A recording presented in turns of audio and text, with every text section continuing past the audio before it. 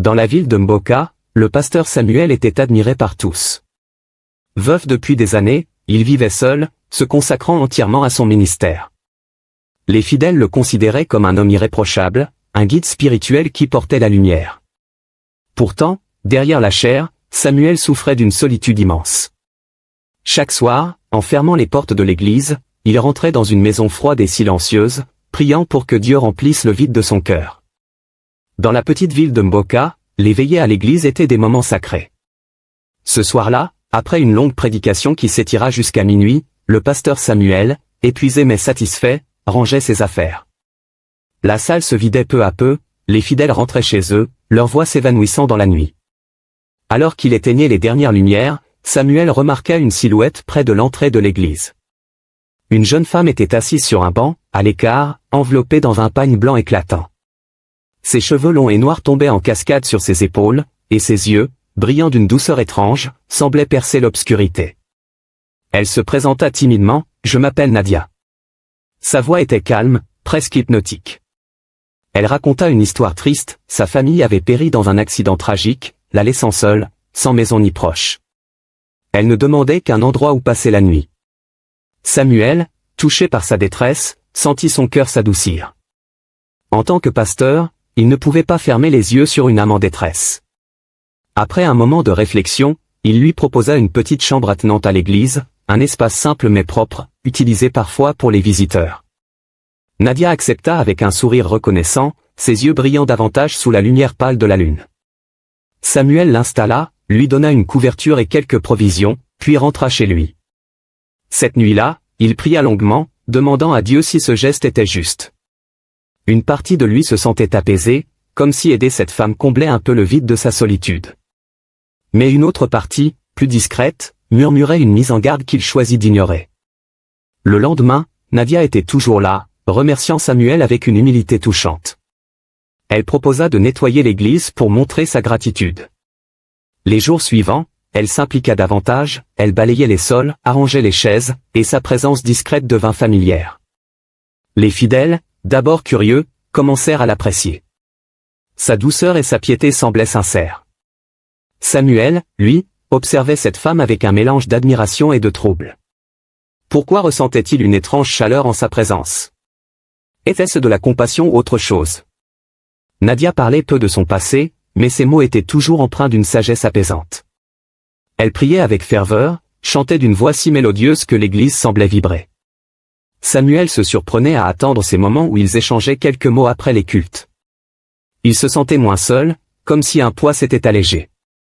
Pourtant, il savait qu'il devait rester prudent. Son rôle de pasteur l'obligeait à garder ses distances, à ne pas céder à des émotions ambiguës. Mais Nadia, avec son regard doux et son sourire énigmatique, semblait lire en lui. Une nuit, après une longue conversation, leurs regards se croisèrent plus longtemps que d'habitude. Samuel sentit une chaleur monter en lui, un désir qu'il n'avait pas ressenti depuis des années. Il tenta de se reprendre, de se rappeler ses vœux, mais la solitude qui le rongeait depuis si longtemps parlait plus fort. Nadia, comme si elle comprenait, posa doucement sa main sur la sienne. Ce geste, si simple, brisa ses dernières résistances. Dans un moment de faiblesse, il s'abandonna à ce qu'il croyait être un réconfort, ignorant l'ombre qui planait sur ce lien naissant. Les jours qui suivirent la rencontre de Samuel et Nadia marquèrent un tournant dans la vie du pasteur. Nadia, désormais installée dans la petite chambre de l'église, s'intégra rapidement à la communauté. Chaque matin, elle balayait la cour, arrangeait les bancs et aidait à préparer les cultes. Sa voix douce, lorsqu'elle chantait des cantiques, captivait les fidèles. Les femmes du cœur l'admiraient, les anciens la respectaient pour sa piété. Elle priait avec une ferveur qui semblait presque surnaturelle, et son sourire apaisait les cœurs.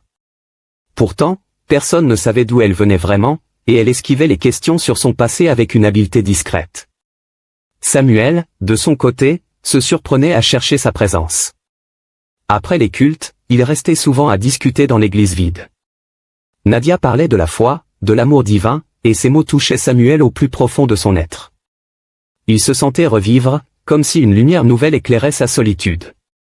Ces conversations devinrent leur rituel. Une nuit, alors que la pluie tambourinait sur le toit, ils parlèrent jusqu'à l'aube. Nadia partagea des pensées si profondes que Samuel se demanda si elle était plus qu'une simple femme. Peu à peu, leurs échanges devinrent plus personnels. Samuel lui confia sa douleur d'avoir perdu sa femme, son combat contre la solitude. Nadia écoutait, ses yeux brillants pleins de compassion. Elle posa des questions sur sa vie, ses rêves, et il se surprit à lui ouvrir son cœur. Une intimité naquit, douce mais dangereuse. Samuel savait qu'il marchait sur un terrain fragile, mais la chaleur de ces moments l'emportait sur sa prudence.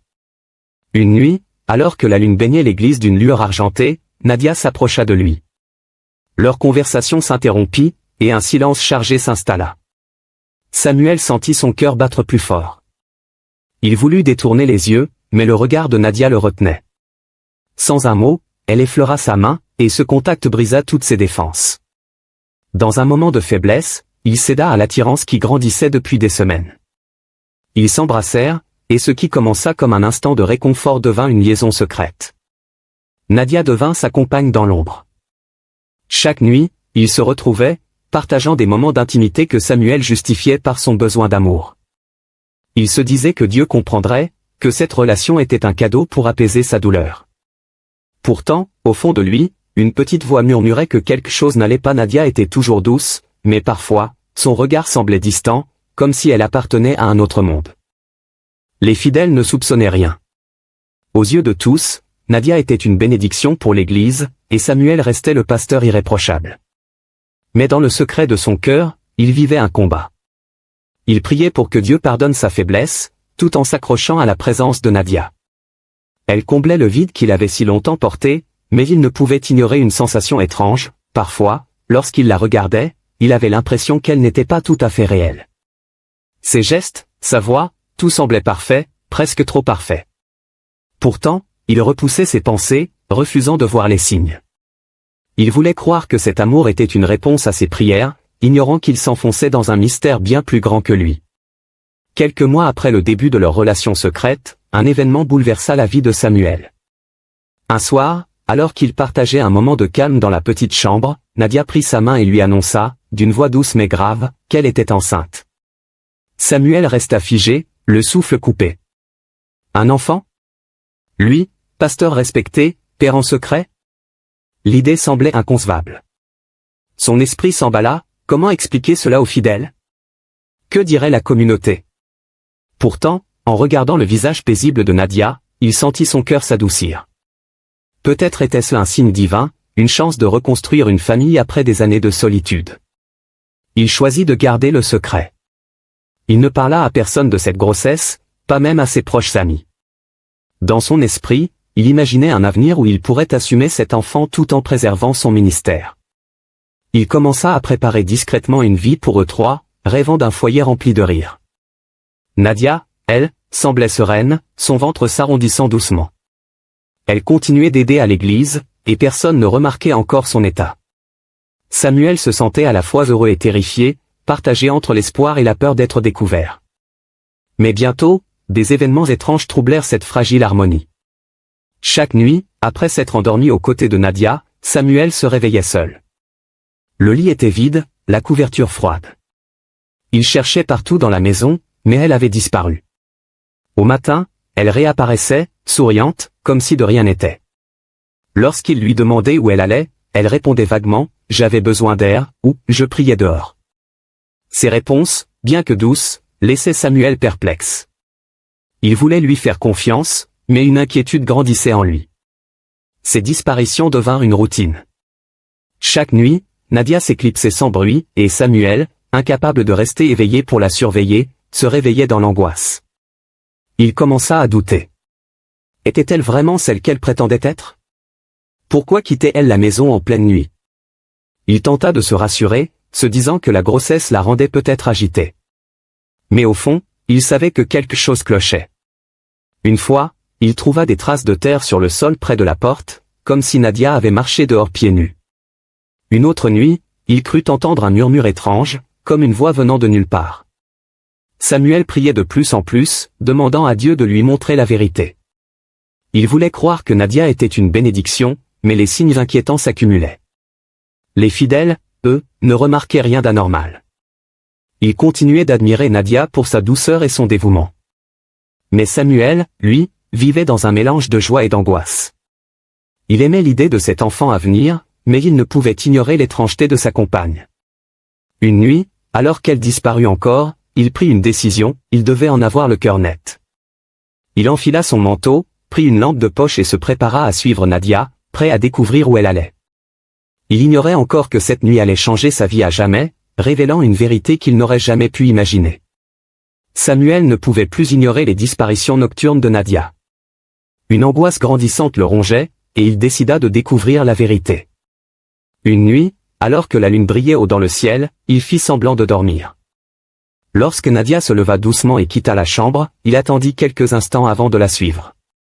Ses pas étaient légers, presque silencieux, comme si elle glissait sur le sol. Samuel, le cœur battant, sortit dans la nuit fraîche, tenant sa lampe de poche éteinte pour ne pas se faire repérer. Nadia marcha lentement à travers les ruelles sombres de Mboka. Elle semblait savoir exactement où elle allait, ses mouvements fluides et déterminés. Samuel la suivait à distance, prenant soin de ne pas faire de bruit. La ville était endormie, seul le chant des grillons brisait le silence. Après plusieurs minutes, Nadia s'arrêta devant le vieux cimetière à la lisière du village. Samuel sentit un frisson le parcourir. Pourquoi venait-elle ici? Il se cacha derrière un arbre, observant avec appréhension. Sous la lumière pâle de la lune, Nadia s'agenouilla devant une tombe. Ses gestes étaient lents, presque rituels. Samuel s'approcha discrètement, son cœur tambourinant dans sa poitrine. Lorsqu'il fut assez près, il dirigea sa lampe sur la pierre tombale. Les mots gravés le figèrent, Nadia Kambou, décédée il y a 2 ans. Son sang se glaça. La femme qu'il aimait, avec qui il partageait sa vie, était morte. Était-ce possible? Était-elle un fantôme? Un esprit? Ses jambes tremblaient, et il sentit une nausée l'envahir. Il repensa à tout, sa rencontre avec Nadia, sa douceur, ses disparitions nocturnes.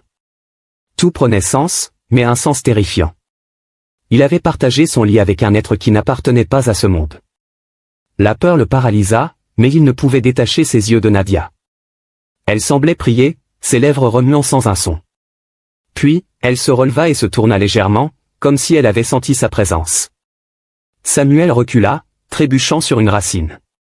Il éteignit sa lampe et retint son souffle, espérant qu'elle ne l'avait pas vu. Nadia ne sembla pas le remarquer et s'éloigna du cimetière, disparaissant dans l'obscurité. Samuel, encore sous le choc, resta immobile un long moment. Son esprit refusait d'accepter ce qu'il venait de voir. Comment avait-il pu être si aveugle? Il rentra chez lui, tremblant, l'image de la tombe gravée dans sa mémoire. Lorsqu'il arriva, la maison était silencieuse. Il s'assit sur une chaise, incapable de retourner dans la chambre où il avait dormi avec elle. La peur et la confusion le submergeaient. Il passa le reste de la nuit à prier, implorant Dieu de le protéger et de lui donner des réponses. Était-ce une épreuve? Une punition pour avoir cédé à la tentation? Il repensa à l'enfant que Nadia portait. Était-il réel? Où faisait-il partie de ce cauchemar? Lorsque l'aube pointa, Samuel était épuisé, mais une chose était claire, il ne pouvait plus faire comme si de rien n'était. Il devait affronter Nadia, ou quoi qu'elle soit, et comprendre ce qui se passait. Mais une terreur profonde l'envahissait à l'idée de ce qu'il pourrait découvrir. De retour chez lui après avoir découvert la vérité au cimetière, Samuel était terrifié. Il s'assit dans le salon, incapable de fermer les yeux. La maison, autrefois un refuge, semblait maintenant oppressante. Chaque craquement du bois, chaque souffle du vent le faisait sursauter. Alors qu'il priait, la porte s'ouvrit lentement. Nadia entra, son pagne blanc flottant comme une ombre. Ses yeux brillaient d'une lueur froide, presque irréelle. Elle s'assit face à lui et sourit doucement, comme si rien n'était anormal. « Pourquoi m'as-tu suivi, Samuel ?» demanda-t-elle d'une voix calme mais pénétrante. Samuel sentit sa gorge se nouer. Il voulut répondre, mais les mots restaient bloqués. Comment parler à un esprit? Tu m'as choisi, continua-t-elle. Maintenant, tu ne peux plus me fuir. Ces mots résonnèrent comme une sentence. Samuel tomba à genoux, priant à haute voix, implorant Dieu de le protéger. Mais Nadia se contenta de sourire, puis son corps sembla s'effacer, comme une brume dissipée par le vent. En un instant, elle disparut. Samuel resta prostré, tremblant. Il passa la nuit à prier, espérant que tout cela n'était qu'un cauchemar. Mais au matin, il remarqua quelque chose d'étrange, le ventre de Nadia, lorsqu'elle réapparut, continuait de s'arrondir. Elle agissait comme si rien ne s'était passé, préparant le thé avec sa douceur habituelle. Samuel, lui, vivait dans la peur. Il ne pouvait plus la regarder sans voir la tombe du cimetière. Pourtant, il n'osait pas la confronter. Et si elle était dangereuse? Et l'enfant qu'elle portait, qu'était-il vraiment? Les jours suivants, Samuel devint l'ombre de lui-même. Il prêchait avec moins de conviction, ses sermons perdaient leur éclat. Les fidèles remarquaient son changement d'attitude, mais personne n'osait poser de questions. Nadia, elle, continuait d'assister au culte, chantant et priant comme avant.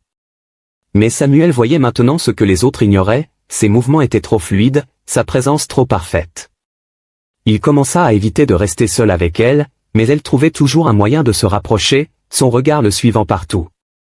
Une nuit, incapable de supporter cette tension, il retourna au cimetière.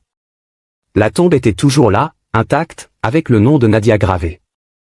Il s'agenouilla, pleurant et priant pour comprendre. Était-ce une punition divine pour sa faiblesse? Avait-il ouvert une porte qu'il n'aurait jamais dû toucher? Il rentra chez lui, déterminé à trouver un moyen de se libérer. Mais chaque fois qu'il croisait Nadia, elle semblait savoir ce qu'il pensait. « L'enfant arrive bientôt », murmurait-elle. « Il est à toi. » Samuel consulta un ancien de l'Église, un homme connu pour sa sagesse spirituelle. Sans révéler toute la vérité, il parla d'un « esprit troublant ». L'ancien lui conseilla de jeûner et de prier pour chasser toute présence maléfique. Samuel suivit ce conseil, passant des jours en prière intense. Mais la peur ne le quittait pas. Nadia, ou ce qu'elle était, semblait toujours présente, son sourire énigmatique le hantant. Il savait qu'il devait agir avant la naissance de l'enfant, mais il se sentait piégé, comme si une force invisible le retenait. La vérité qu'il avait découverte au cimetière n'était que le début d'un cauchemar qui allait bientôt bouleverser sa vie entière. Les mois passèrent, et la grossesse de Nadia devenait de plus en plus visible. Les fidèles, d'abord intrigués par sa présence, commencèrent à murmurer. Qui était le père? Comment une étrangère, arrivée de nulle part, pouvait-elle être enceinte? Les rumeurs enflaient d'Amboka. Certains regardaient Samuel avec suspicion, se demandant si leur pasteur, si respecté, cachait un secret. Les messes du dimanche, autrefois pleines de ferveur, devinrent des moments de tension. Les regards se faisaient lourds, les chuchotements plus audibles. Samuel, rongé par la peur et la culpabilité, sentait son autorité s'effriter. Lui, qui avait toujours été un modèle de droiture, devenait la cible de doutes. Les femmes de l'Église, autrefois si admiratives, chuchotaient entre elles après les cultes. Comment une femme comme Nadia, sans passé, est-elle tombée enceinte, disait-elle.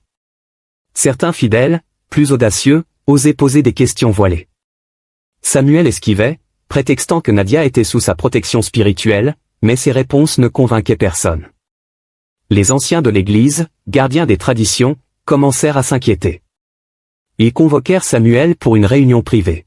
« Pasteur, votre réputation est en jeu, dirent-ils. Cette femme vit sous votre toit. Que se passe-t-il? » Samuel, incapable de révéler la vérité sur Nadia, bafouilla des explications confuses. Il parla de charité chrétienne, d'aide à une âme perdue, mais les anciens restaient sceptiques.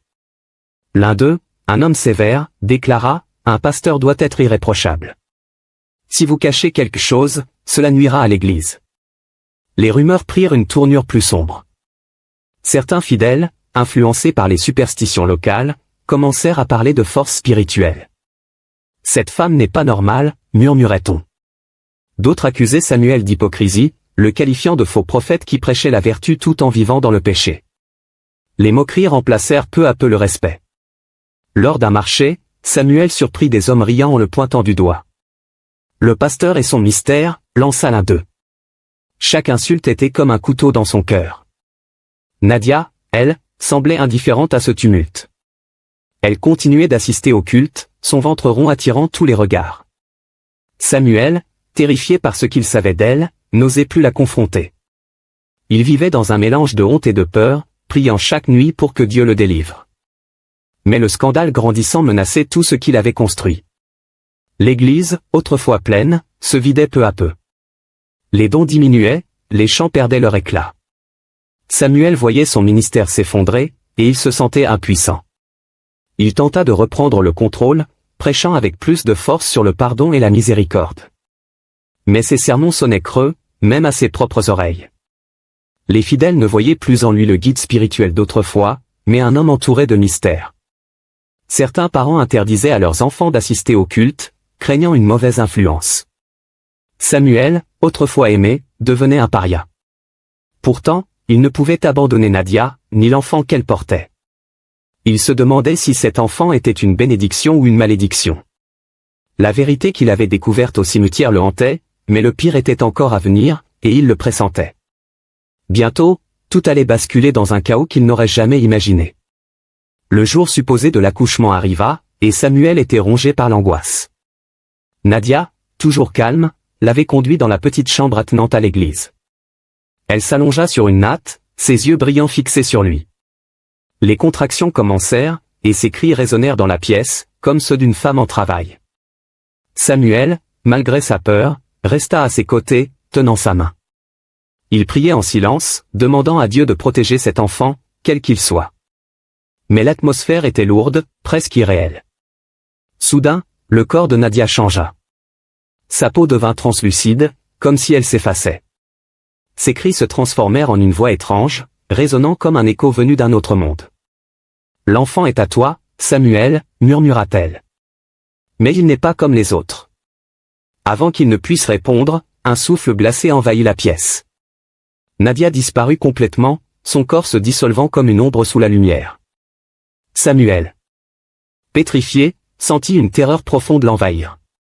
Sur la natte, il découvrit un bébé, immobile, ses yeux grands ouverts, brillant d'une lueur étrange, presque surnaturelle.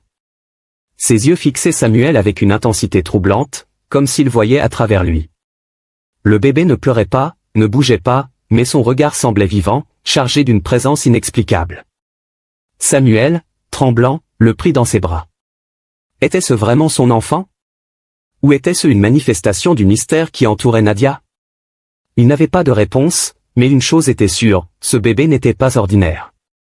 La pièce semblait vibrer d'une énergie étrange, et Samuel sentit une peur qu'il n'avait jamais connue. Il enveloppa l'enfant dans une couverture, essayant de se convaincre que tout irait bien. Mais au fond de lui, il savait que cet événement marquait un tournant irréversible. Il repensa à la tombe de Nadia, à ses disparitions nocturnes, à ses mots énigmatiques. Avait-il été manipulé par une force qu'il ne comprenait pas? Il pria, implorant Dieu de lui donner la force de comprendre et d'agir. Mais la réalité était là, il était seul avec cet enfant, lié à lui par un mystère terrifiant. Les heures qui suivirent furent un tourbillon. Samuel tenta de garder son calme, mais son esprit était en proie à la panique. Que ferait-il de cet enfant? Comment l'expliquer aux autres? Il savait que la communauté, déjà méfiante, ne comprendrait pas. Il envisagea de cacher le bébé, mais comment? L'église était devenue un lieu de soupçon, et les rumeurs circulaient déjà. Il pensa à fuir Mboka, mais il n'avait nulle part où aller. Cet enfant, avec ses yeux brillants, semblait être à la fois une responsabilité et une menace. Alors qu'il berçait le bébé, il sentit une étrange connexion. Malgré la peur, il ne pouvait nier un lien profond, presque paternel. Était-ce possible que cet enfant, né d'une entité surnaturelle, soit une épreuve divine? Samuel ne savait plus que croire. Il passa la nuit à veiller sur le bébé, priant pour des réponses.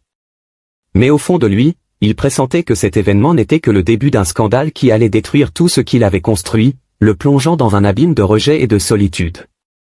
Lorsque les cris de la nuit résonnèrent dans l'église, les fidèles, alertés, accoururent. Ils trouvèrent Samuel agenouillé, tenant un bébé aux yeux étrangement brillants. La scène les choqua. Comment un enfant était-il né ici, dans l'église, sans que personne ne sache rien? Les murmures devinrent des accusations. C'est l'enfant du pasteur, lança une femme. D'autres parlèrent de sorcellerie, de pacte avec des esprits. La réputation de Samuel, déjà fragilisée, s'effondra complètement. Il tenta d'expliquer, mais ses mots semblaient faibles face à la colère de la foule. Le lendemain, la nouvelle se répandit comme une traînée de poudre dans Mboka. Les fidèles se réunirent pour discuter. Les anciens, outrés, déclarèrent que Samuel avait trahi leur confiance. Un pasteur doit être un exemple, pas un scandale, dirent-ils. On l'accusa d'avoir pactisé avec des forces occultes, d'avoir introduit un esprit dans l'église. Les rumeurs prirent une tournure dramatique, certains disaient que Nadia était un fantôme, d'autres que l'enfant était maudit. Samuel, incapable de révéler la vérité sur Nadia, resta silencieux, ce qui alimenta encore plus les soupçons. Les femmes, autrefois ses plus grandes admiratrices, s'éloignèrent. Elles interdisaient à leurs enfants de s'approcher de lui, le traitant comme un pestiféré. Les hommes, eux, exprimaient leur mépris ouvertement. Lors d'un marché, Samuel entendit des insultes, « Faux prophète » criait-on. Certains crachaient sur son passage, un geste d'humiliation qu'il n'aurait jamais imaginé subir. L'église, autrefois son refuge, devint un lieu hostile. Les cultes étaient presque déserts, les dons cessèrent, et Samuel se retrouva isolé. Il tenta de reprendre les rênes, organisant des réunions pour s'expliquer, mais personne ne l'écoutait. Les anciens décidèrent de le suspendre de son ministère. « Tu n'es plus digne de guider cette communauté », déclarèrent-ils. Samuel, brisé, accepta leur décision sans se défendre. Il savait que la vérité Nadia était un esprit était trop incroyable pour être cru. Il se retira dans sa maison, gardant l'enfant avec lui. Ce bébé, avec ses yeux brillants, était désormais tout ce qui lui restait. Malgré le rejet, Samuel ne pouvait abandonner l'enfant. Il le nourrissait, le berçait, priant chaque nuit pour sa protection. Il le voyait comme une épreuve envoyée par Dieu, un rappel de sa faiblesse. Mais la communauté ne lui pardonnait pas. Les enfants du village le montraient du doigt, les adultes détournaient les yeux. Même ses anciens amis, ceux avec qui il avait partagé des années de ministère, le renièrent. « Tu nous as déçus », lui dit l'un d'eux avant de partir. Samuel vivait dans la honte et la solitude, mais il refusait de céder au désespoir. Il s'occupait de l'enfant, le nommant Élie, espérant que ce nom, inspiré d'un prophète, apporterait une bénédiction. Pourtant, chaque regard d'Élie, intense et surnaturel, lui rappelait Nadia et le mystère qu'elle représentait. Samuel savait que cet enfant n'était pas comme les autres, mais il l'aimait malgré tout. Il priait pour que Dieu lui donne la force de porter ce fardeau, tout en craignant que le pire soit encore à venir, dans un village où il n'était plus qu'un paria. Les années passèrent, et Élie, l'enfant aux yeux brillants, grandissait sous le regard inquiet de Samuel. Le village de Mboka n'avait pas oublié le scandale. Samuel, autrefois pasteur respecté, vivait désormais à l'écart, dans une petite maison à la lisière du village. Les habitants l'évitaient, et les rumeurs persistaient. On surnommait Élie, l'enfant du fantôme, car des phénomènes étranges l'entouraient. Lorsqu'il passait devant un miroir, son reflet disparaissait. Les enfants du village, effrayés, refusaient de jouer avec lui, et les adultes murmuraient des prières en le croisant. Samuel, brisé par le rejet, s'était résigné à sa nouvelle vie. Il ne prêchait plus, son église ayant été confiée à un autre pasteur. Il gagnait modestement sa vie en réparant des meubles, un métier qu'il avait appris dans sa jeunesse. Mais son cœur restait lourd. Il repensait sans cesse à Nadia, à sa tombe, à la façon dont il avait cédé à la tentation. Il comprenait maintenant que son désir d'amour l'avait conduit à ouvrir une porte dangereuse, une porte vers un monde qu'il ne comprenait pas. Élie, malgré son apparence étrange, était un enfant calme. Il parlait peu, mais ses yeux semblaient voir au-delà du monde visible. Samuel l'élevait avec soin, lui enseignant la prière et la foi, espérant le protéger de l'influence de sa mère. Mais il vivait dans la peur, et si Élie portait en lui une part du mystère de Nadia? Il priait chaque jour, non pour retrouver sa gloire passée, mais pour la rédemption et la protection de son fils. Il voyait en lui une responsabilité, une chance de réparer ses erreurs. Les habitants de Mboka, eux, restaient méfiants. Certains disaient qu'Élie était un esprit, d'autres qu'il était maudit. Des incidents renforçaient ses croyances. Une fois, un oiseau tomba mort près d'Élie sans raison apparente. Une autre fois, un feu s'éteignit subitement lorsqu'il entra dans une maison. Samuel tentait d'ignorer ces superstitions, mais il savait que la communauté ne lui pardonnerait jamais. Il vivait dans l'isolement, son seul lien avec le monde étant Élie. Avec le temps, Samuel trouva un sens à sa souffrance. Il comprit que sa chute était une leçon, une seule faiblesse, un moment d'égarement, pouvait détruire une vie entière. Il avait voulu combler ça. Solitude, mais ce choix l'avait lié à un esprit et à un enfant hors du commun. Pourtant, il refusait de haïr Élie. Il l'aimait, voyant en lui une épreuve divine, une chance de montrer sa foi malgré tout. Chaque nuit, il priait pour que Dieu guide cet enfant et le protège des ténèbres. Sa vie devint une quête de rédemption. Il enseignait à Élie l'humilité, la patience, et l'amour de Dieu, espérant que son fils ne suivrait pas le chemin de sa mère. Mais au fond, il savait que l'avenir restait incertain. Élie grandissait, et ses yeux brillants semblaient cacher un mystère plus grand encore. Samuel, humble et repentant, accepta son sort. Sa vie, autrefois glorieuse, était devenue une leçon vivante. La tentation, aussi séduisante soit-elle, peut mener à la ruine. Il priait pour que son histoire serve d'avertissement, pour que d'autres ne tombent pas dans le piège qu'ils n'avaient pas su éviter. Les apparences séduisantes cachent parfois les pires pièges. Le rejet, l'humiliation et la souffrance naissent souvent de nos propres faiblesses. Rester ferme face à la tentation vaut mieux que tomber dans un choix qui peut ruiner une vie entière. Merci d'avoir regardé. Si vous avez aimé ce récit, laissez un pouce bleu pour soutenir la chaîne. N'oubliez pas de vous abonner et d'activer la cloche pour ne pas manquer les prochaines histoires.